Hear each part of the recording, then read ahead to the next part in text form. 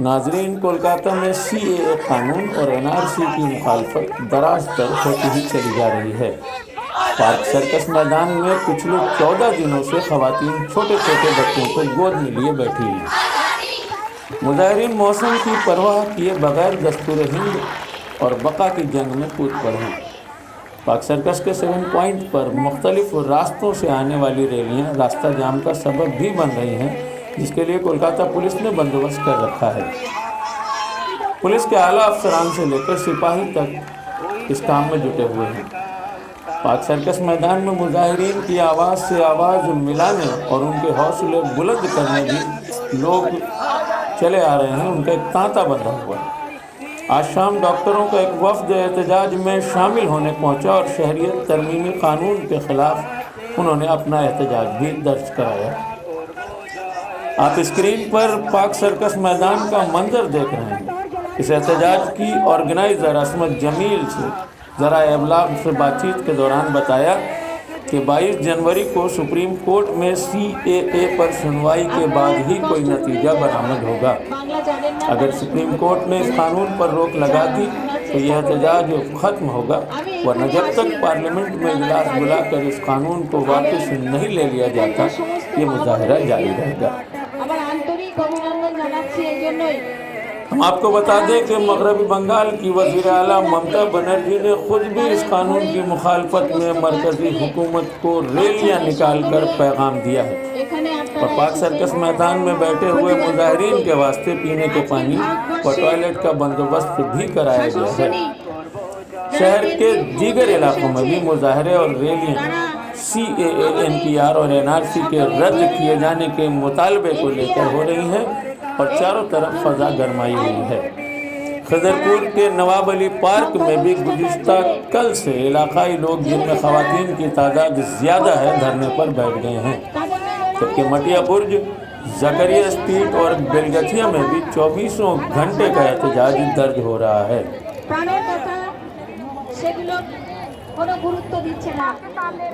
তারা মুখে অনেক গণতন্ত্রের কথা বলছেন, কিন্তু এই যে হাজার হাজার মানুষ গোটা ভারতবর্ষে সমস্ত প্রদেশে, সেই দিল্লি থেকে শুরু করে উত্তরপ্রদেশ, কেরল, কর্ণাটক, উড়িষ্যা, এই পশ্চিমবঙ্গের বিভিন্ন জায়গাতে এবং গোটা ভারতবর্ষের সমস্ত জায়গাতেই মা বোনেরা তারা শীতের রাত্রে বাচ্চা কোলে নিয়ে রাস্তায় এসে দিনের পর দিন তারা অবস্থান করছেন, প্রতিবাদ করছেন।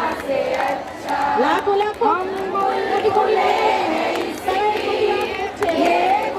যাদের মোবাইল আছে আপনারা দেখছেন কত শত মানুষ তারা তাদের প্রতিবাদ সোশ্যাল মিডিয়ায়, কিন্তু তা সত্ত্বেও आप लोग भी पढ़िए। मज़हब नहीं सिखाता, आप इसी में बैर रखना। मज़हब नहीं सिखाता, आप इसी में बैर रखना। हिंदी है हम, हिंदी है हम, हिंदी है हम, नागरिकत्व सिखा हमारा हमारा सारे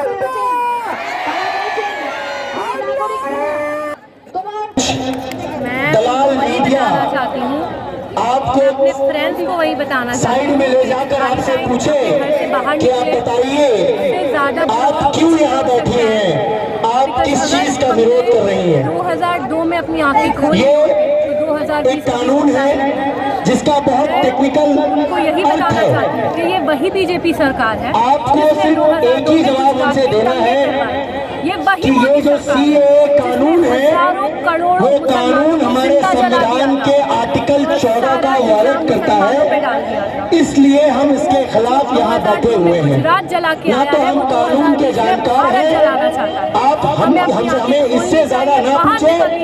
और इसके साथ ही साथ सत्ता में जो बैठी सरकार है वो एक के बाद एक ऐसा कानून ला रही है। फर्ज कीजिए 370 जो हिंदुस्तान और कश्मीर, हिंदुस्तान और कश्मीर का कुल हिंदू मुसलमान का एकता हिंदुस्तान कभी नहीं देगा। आज हम अपने आप को माइनॉरिटी महसूस नहीं करते हैं, हम अपने आप को हिंदुस्तानी महसूस करते हैं, क्योंकि हम सारे भाई एक साथ हैं। अभी हमने कहा थोड़ा देर पहले वाइफ को, हम अपने आइडेंटिटी नहीं दिखाएंगे, अपने कागज नहीं दिखाएंगे। अगर हमारे कागज देखना है तो पहले मोदी और अमित शाह का कागज देखो। हिंदू मुस्लिम सिख ईसाई हम सब है भाई भाई, और यही हमारे हिंदुस्तान के परंपरा है। जब पाकिस्तान हुआ, हमारे दादा हमारे परदादा के पास चॉइस था, मगर वतन के प्यार ने उसे रोक लिया, जो नहीं हम हिंदुस्तान में रहेंगे और ये हमारे वतन है, इसके लिए हम अपने जान भी देंगे।